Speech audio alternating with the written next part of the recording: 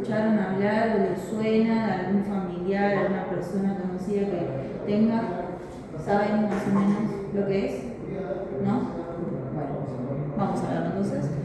Bueno, como definición, como dice ahí, es un trastorno de dolor musculoesquelético que es crónico, o sea que tiene que durar de 3 meses o más, que es difuso y que se acentúa en puntos específicos a la palpación. Por ejemplo, no sé, al paciente le apretás la zona de las muñecas y le duele, como que se acentúa puntualmente en algunos sitios, pero es como que viven con dolor de cuerpo, básicamente. Y está acompañado obviamente de fatiga, trastornos del sueño y alteraciones cognitivas. Son pacientes que, por ejemplo, refieren que no duermen bien a la noche, que les cuesta conciliar el sueño, tienen despertares nocturnos y todo está asociado al dolor y, bueno, por las alteraciones a nivel cerebral también. A veces el trastorno del sueño puede ser una causa y a la vez esto puede generar trastorno del sueño, como viceversa. Lo enmarcan dentro de lo que son los síndromes de sensibilización central, porque es un problema que pasa a nivel central, o sea, el sistema nervioso central, y se lo reconoce como un estado de alodinia generalizada, y ahí les puse las definiciones. Alodinia es cuando, por ejemplo, hay un dolor ante algún estímulo que no lo genera, por ejemplo, le roza la sábana, las piernitas, por ejemplo, y eso le genera dolor. Eso es algo que no debería generar dolor, pero bueno, es porque hay una alteración en todo lo que es la vía del dolor. Y la hiperalgesia es cuando el paciente tiene el umbral bajo, por ejemplo, algo que no tendría que generarte dolor, que se necesita mayor fuerza, no sé, me pegás así y me genera un dolor que parece que eso es, para que entiendan la diferencia, por si no se acordaban de neuro. Pero es como que el paciente está básicamente hiper sensible a todo tipo de estímulo doloroso, ¿sí? ¿Estamos bien?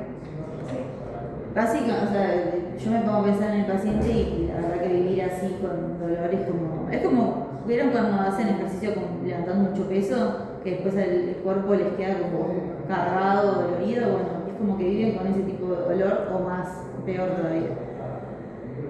Bueno, como epidemiología es más frecuente en mujeres en proporción 8:1 en comparación con los varones, afecta del 2 al 6% de la población adulta y va aumentando la incidencia con la edad. Es una patología que es bastante frecuente, parece que no, pero en reumatología se está encontrando como segundo motivo de consulta después de lo que son las artritis y la artrosis. ¿Sí? La edad de comienzo generalmente es de 30 a 50 años y tiene un componente genético, o sea, los pacientes que tienen familiares con esta patología presentan un 8,5%, está estudiado, de mayor probabilidad de poseer una fibromialgia. O sea que si mi mamá tiene fibromialgia, yo soy mucho más predispuesta, un 8,5% más, a tenerlo. ¿Sí?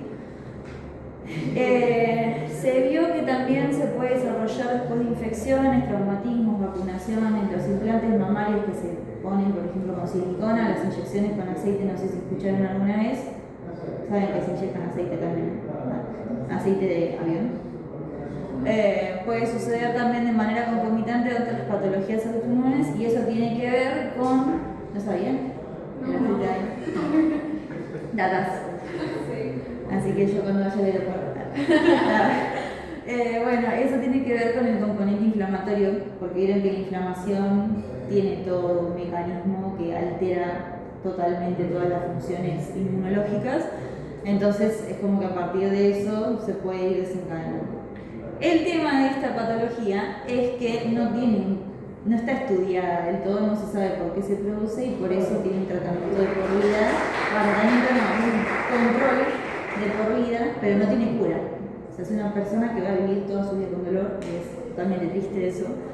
Entonces no está de todo claro, pero hay como ciertas teorías y hay ciertas, hay ciertos estudios que demostraron algunas posibles causas, pero no es como, no sé, la diabetes que puedo decir se desencadena por esto, esto y esto y puedo dirigir el tratamiento 100% a esa vía que lo desencadene, ¿sí?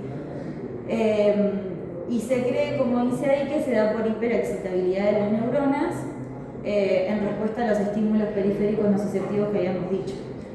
Y como punto de vista genético pueden haber polimorfismos vinculados a los neurotransmisores. Tienen que ver, por ejemplo, no sé, hay una alteración en la proteína 25 de un sinaptosoma. Es un ejemplo. Pueden haber polimorfismos en los neurotransmisores, puede ser la noradrenalina, la serotonina, la dopamina, ¿sí? Acá yo había puesto algo. El gen transportador de la serotonina es uno de los que más se altera. Esa es la proteína 25 del sinaptosoma. Nadie se lo va a preguntar, pero es como para que lo tengan de datito. Y los trastornos del sueño, como les dije antes, que lo pueden desencadenar, es todo esto porque la desregulación del sueño altera la vía del cortisol también. Vieron que tienen como un ciclo circadiano y todo, ¿no? Entonces, cuando yo tengo trastornos del sueño, ¿ustedes se acuerdan de la hormona de crecimiento? Bueno, esa es su pico, el pico de la hormona de crecimiento se da en la noche sobre todo, que es donde cuando uno duerme, que empieza el sueño profundo, digamos, es donde se da la reparación tisular y todo eso. Por eso, a los que entrenamos, nos dice, es importante que parte del entrenamiento sea también el sueño, el descanso. ¿Por qué? Porque está toda esta reparación tisular que la guía la hormona de crecimiento. Esa desregulación del sueño desencadena a su vez, ya es una persona que tiene alteración musculoesquelética, ¿sí? Entonces todo eso lo que hace es fomentar que no haya reparación, que el paciente no tenga un buen descanso. Entonces el cortisol está alterado y no hay una buena respuesta al estrés.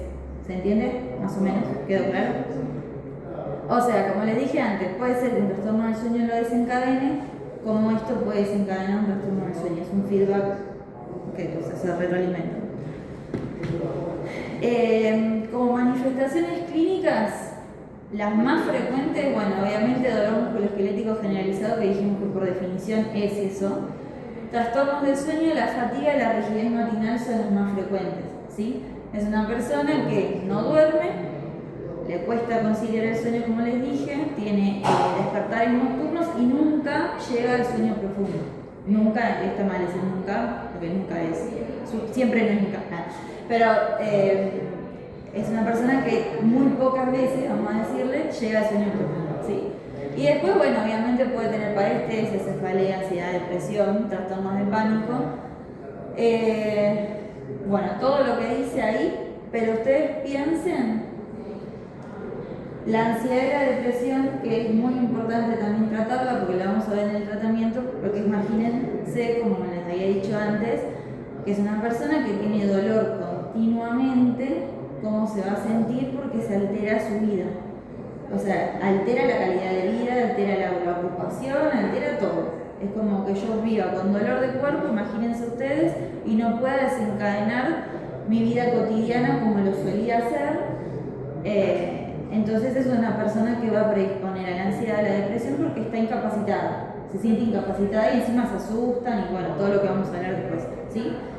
Entonces, eso no es un dato menor y no es algo que lo tienen que dejar pasar, porque uno siempre capaz lo que hace es dirigir el tratamiento a lo físico, pero lo emocional de la persona es re importante. Y aparte, como tiene un componente nervioso, hay una alteración en todo lo que es las vías sensitivas, de emociones, ¿sí? Y lo que es el fibrofog o la fibroniebla, no sé si alguna vez lo escucharon. Es una persona que tiene alteración mental, es como que no puede concentrarse, tiene pérdida de la memoria, se alteran las funciones cognitivas, o sea, como que a medida que progresa va empeorando y eso, bueno, es un bajón. Sinceramente, si uno se pone a pensar y se pone un poquito en el lugar del paciente, es como, hay que llevarlo. O sea, no se lo decías a nadie, ¿no? Tenía otra. No. Bueno, como diagnóstico es clínico. O sea, porque uno, como les dije, como no es una patología que tenemos muchos marcadores para estudiar, no puedo decir, bueno, le pido tal y tal estudio y lo diagnostico con eso, ¿sí? Entonces uno lo que hace es, por descarte de todo, de otras patologías, lo que hace es decir, bueno, tenés fibromialgia. ¿Por qué? Porque descarté todo lo reumatológico que podía descartar y todo el perfil endocrino, sobre todo el hipotiroidismo. Sí. Entonces, en ese caso, lo que se hace es un panel de anticuerpos generales. De anticuerpos generales de las enfermedades reumatológicas más frecuentes, siempre uno empieza de lo más frecuente a lo menos frecuente. Como no es como si fuera una gramática, yo quiero buscar un tipo de cosas que pedir todos a ver qué sale. O sea, por claro, eso, no, uno siempre, a ver, en todo lo que vos pidas, tanto en esta patología como en cualquiera, uno siempre tiene que ir de lo más frecuente a lo menos frecuente, ¿sí? O sea, yo nunca pido por pedir y pido, porque eso es una demanda del sistema de salud, es a veces exponer al paciente a estudios que son evitables.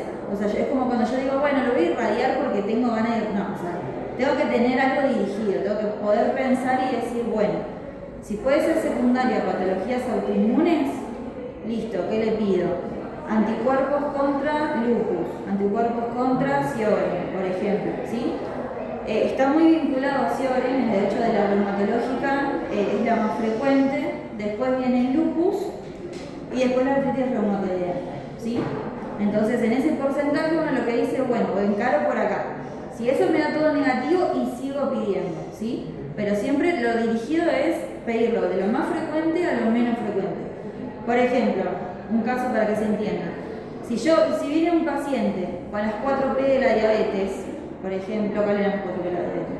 Polidipsia, poliuria, polifagia. Bueno, si tiene todo eso, ¿en qué voy a pensar?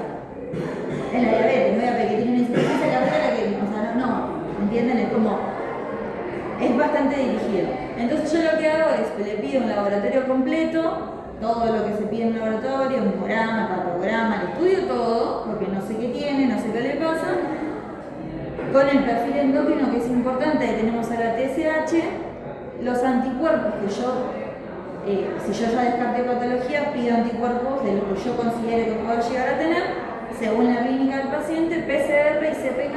PCR es para medir la inflamación y la CPK es porque tiene un componente mioinflamatorio. Y siempre que el paciente tenga algún traumatismo, esto para la vida, ¿sí? Tenga alguna alteración reumatológica, la CPK se pide y es importante porque... Exactamente, porque yo siempre tengo que evaluar en concomitante con la CPK la función renal.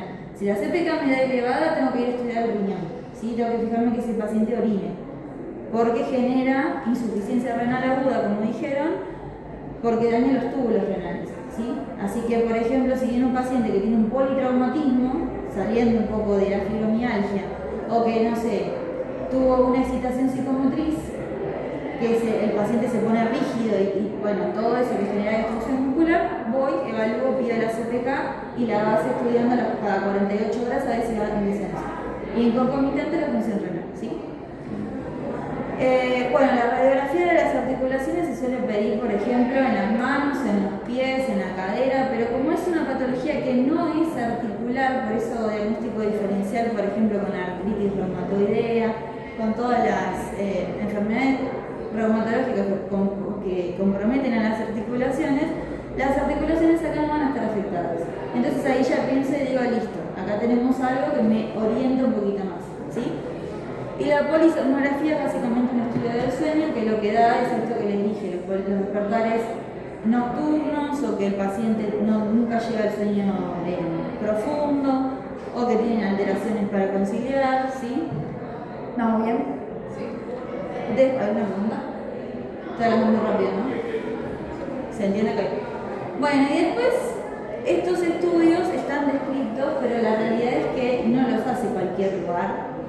Ni siquiera sé si algunos se hacen acá en Buenos Aires, pero es la microespectrografía con un análisis metabolómico. Básicamente, en resumen, la traducción de lo primero es, se analizan los metabolitos. Porque los metabolitos, esos, si se acumulan por alguna causa, también generan alteraciones y disfunciones cerebrales, ¿sí? Distintos aminoácidos, por cómo están compuestos los distintos neurotransmisores, por ejemplo el GABA, ¿sí? Biomarcadores genéticos, porque yo voy a estudiar a ver si hay algún polimorfismo, como habíamos dicho previamente. Biomarcadores serológicos, lo que voy a hacer es medir la noradrenalina, la serotonina y la dopamina. La noradrenalina, como dijimos que es un estado de hiperexcitabilidad, movilidad, ¿cómo va a estar entonces? Aumentada, ¿sí? Se dice que es a partir de los 600 picogramos por mililitro, ¿sí? Y la serotonina y la dopamina están disminuidas. Se puede pedir una resonancia volumétrica, que es básicamente medir el volumen cerebral, uno ve cómo está compuesto. La resonancia cerebral funcional básicamente se hace con distintos compuestos que le ponen al paciente, cómo funciona el cerebro. La espectroscopía por resonancia y el Doppler transcraneal se pide para evaluar el flujo sanguíneo, porque está afectado en un 80% de los casos. Entonces, si yo tengo afectado el flujo sanguíneo, tengo mala irrigación, también van a funcionar mal todo lo que son las vías centrales. ¿Sí? ¿Se entiende? ¿Vamos bien? Como diagnósticos diferenciales, ¿qué es lo que uno tiene que hacer? Porque como dijimos que no hay una forma puntual de diagnosticar, pero más que la clínica, uno lo primero que hace también es descartar, ¿no? Por ejemplo, de origen central tenemos los distintos síndromes como fatiga crónica, el miofascial, básicamente que se altera el músculo y las fascias que lo componen, hay una inflamación de todo el componente muscular en sí. Sensibilidad química múltiple, el síndrome de intestino irritable y la disfunción temporomandibular. El síndrome de intestino irritable, ¿tienen alguna idea por qué se pide, por qué se descarta? Parece muy bien.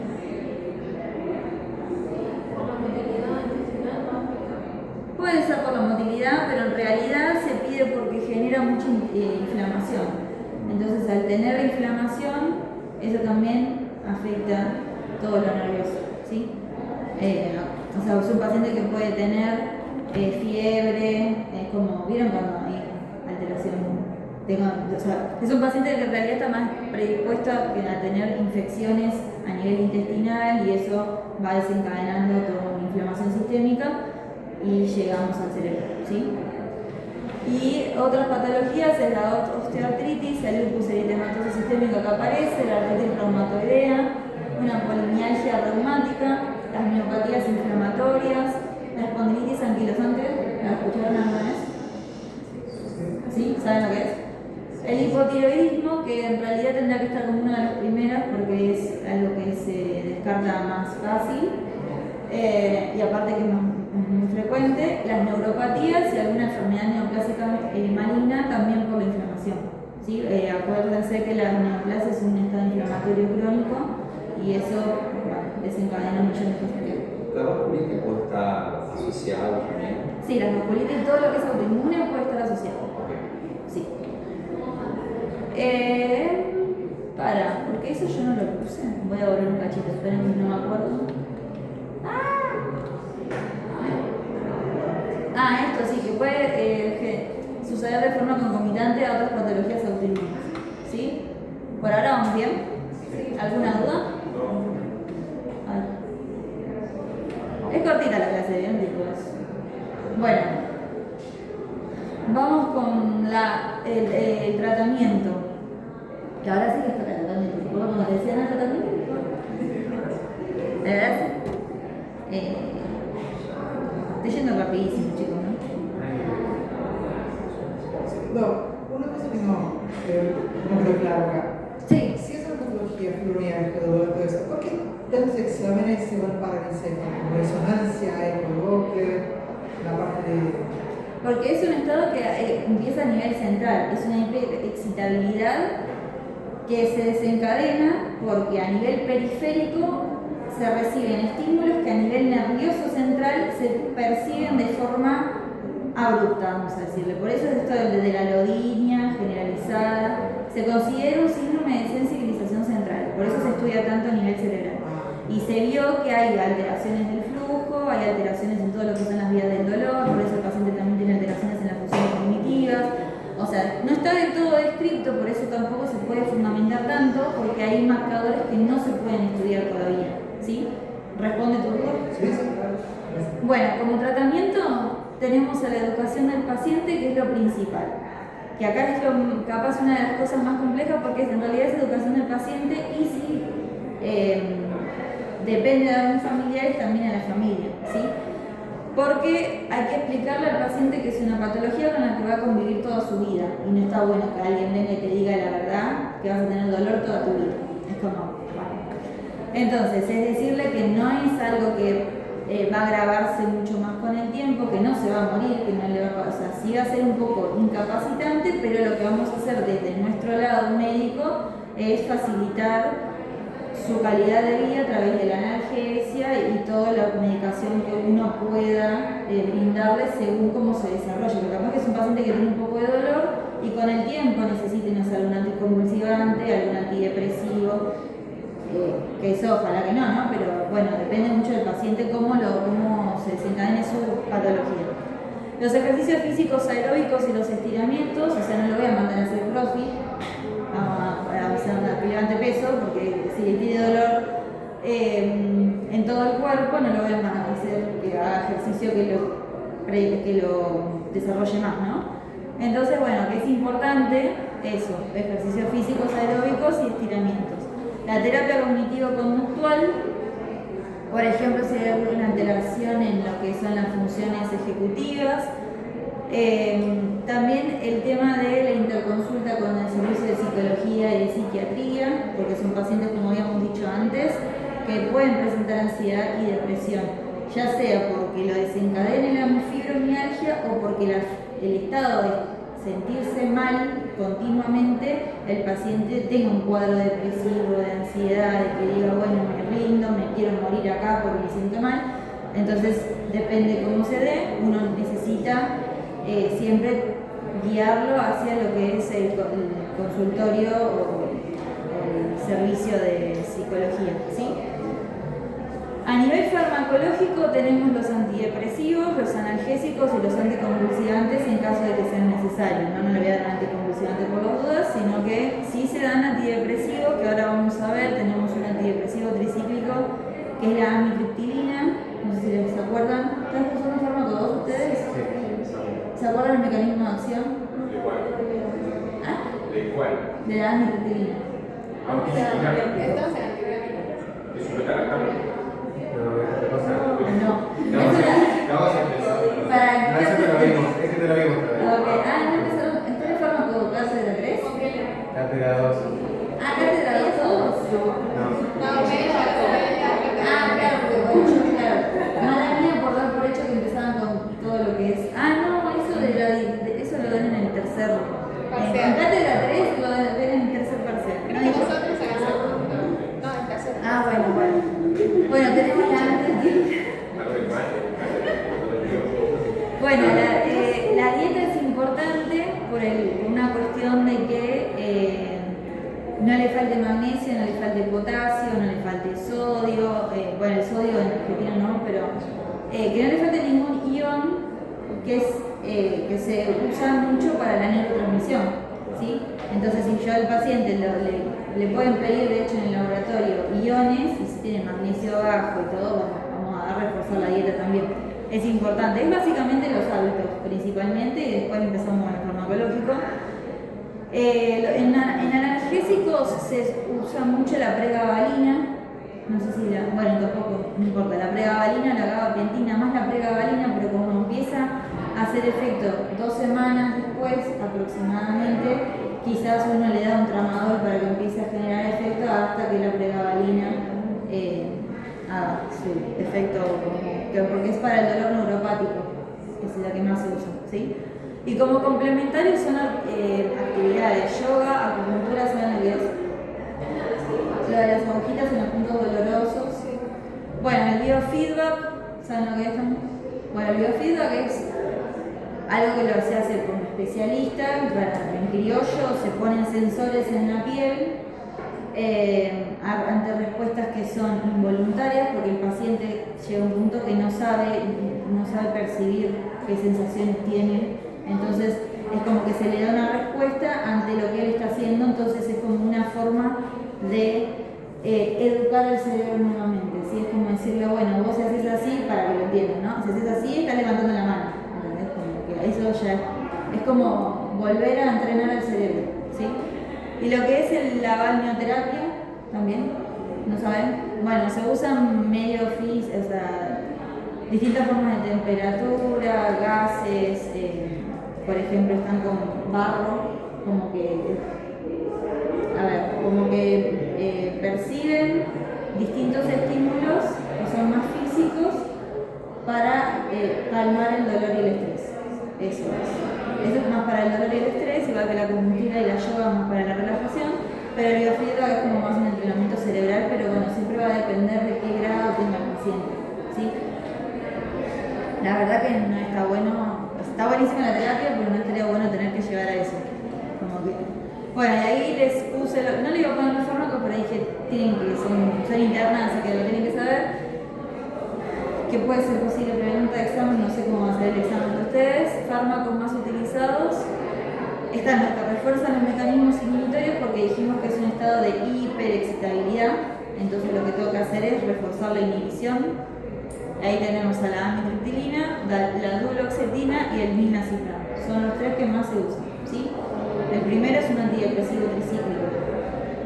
Después la duloxetina y el milnacipran tienen un mecanismo dual de dejar en la brecha sináptica la serotonina y la dopamina, que son las que disminuyen, y el amitriptilina lo que hace es disminuir a la nora.